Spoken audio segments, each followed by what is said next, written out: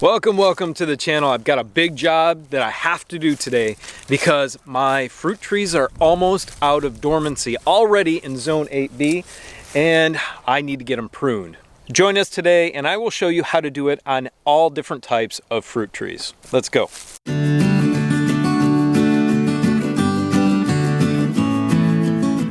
Now we have several dedicated videos on caring for and pruning fruit trees in our archives. So click on the playlist at the top of the screen if you're interested in a more deeper dive. Today I'm just going to run through these really quick, give you the basic rules and the basic tools. Okay, basic tools to start off with: alcohol and a rag.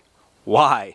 Well, because you have to clean your pruning equipment between each tree.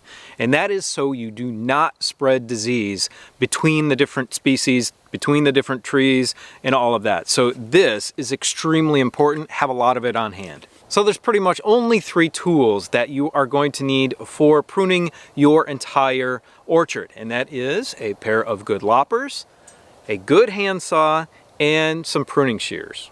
Now, of course, depending on the height of your trees, you might need a ladder or a pole saw. But we like to keep all of our trees pruned short, so I don't need to get the ladder out. Okay, let's show you 2 of the main types of methods on how to prune a tree, or the shape to prune them into. And that is one here with our apricot is the vase shape. Now, this one needs pruning, so it doesn't totally look like a perfect vase right now, but I'll tell you the rules to be able to prune this properly to get this shape. And that shape is good for letting light and air down into the center of the tree. This is one of our apples over here, and we prune this to be a modified central leader system. That means I've got one central trunk trying to come up the center, trying to keep it short also, so I've kind of topped it off here, but coming up and then producing branches out at certain levels. So those are 2 of the basic ways: a modified central leader, a central leader, and the vase shape. Now things like this over here, which is our figs, really grow completely different. So that you just want to get the dead wood out of there. So that's a totally different story. We've got our pears, which is different. We've got our muscadine grapes, which is different, but we're going to go over the basics today. So I'm going to go back over to this apricot and talk about a few things with this one. So you can see at the bottom I have the central trunk coming up, and then there are several branches coming off, and they kind of go in 4 different directions. So that is my vase, or the bottom of the vase.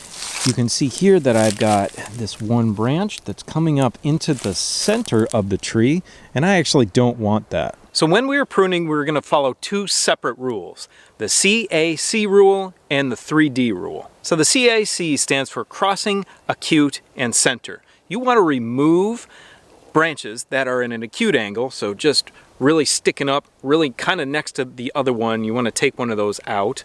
If they are more at a 90-degree angle, or actually about a 45 to a 90-degree angle, they are good. Anything sticking up past that, it's going to be weak wood. So you want to get that out of there.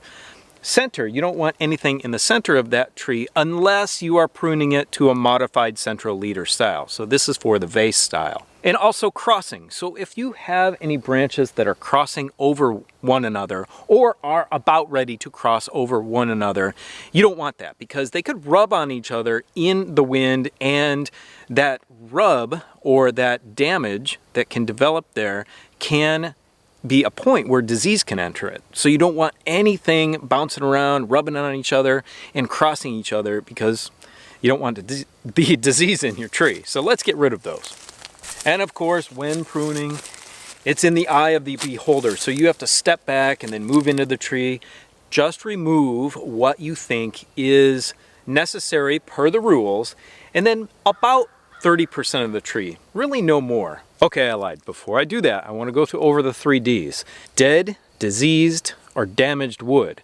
The damaged, obviously, I kind of just talked about, and the dead wood really doesn't provide anything. It also gives an opportunity for insects to get into that dead wood and eat the dead wood, and then potentially get into your trees. So you want to remove the dead wood, and then of course, if you see anything diseased, you got to get it out of there and get it away from your trees.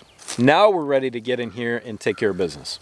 So even little things like right here, this is growing back into the center of the tree.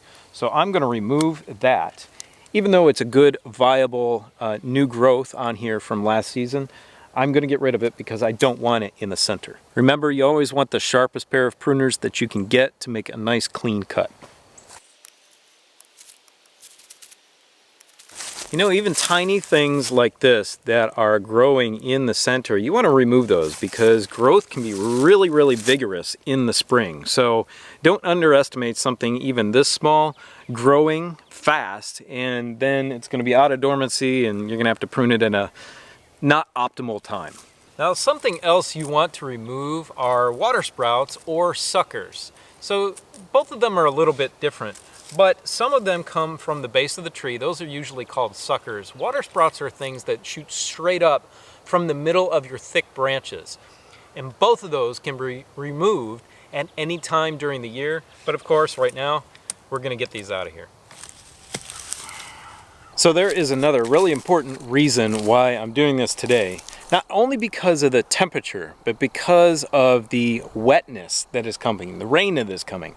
So you don't want to prune while it's wet outside or damp outside. You want time for those wounds that you just created on the tree to be able to heal up. And if they're constantly getting wet, then it's going to be really difficult for them to start to scab over, and it's also going to be easier for any disease to get in there. Now look at this mess behind me. This is a pear tree. Pear trees tend to grow straight up in the air. Everything that comes off them is straight up, and you have to prune pear trees a lot if you want to maintain a manageable shape.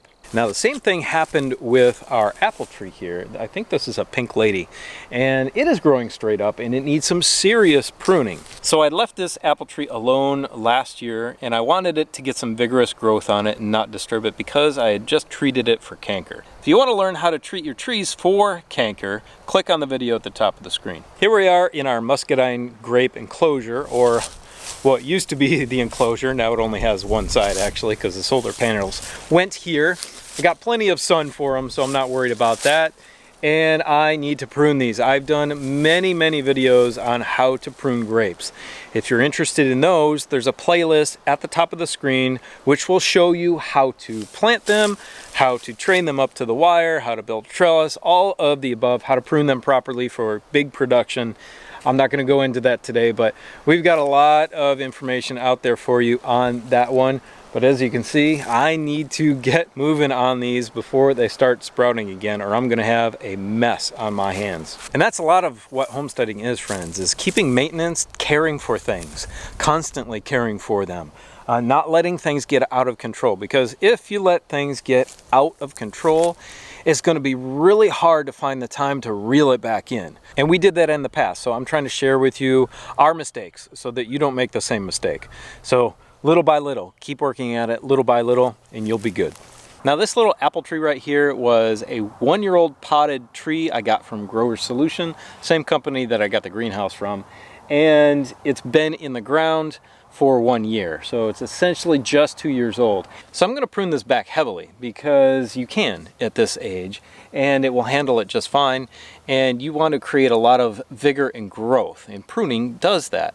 And you're going to start to do the basic shape. Like I'm going to take this big bottom branch off here because it's just going to be too low for a big tree in the future. Well, I've got this entire orchard to do, and then all the fruit trees on this side and the other property. We got a lot of fruit trees, and it's going to take us most of the day to do them. So I hope you have a blessed, beautiful day. If you have any questions, leave them for me in the comment section below. And now I want you to go click on this video right here, which shows you exactly how we built our greenhouse. We'll see you on the next video. Have a great day. Bye.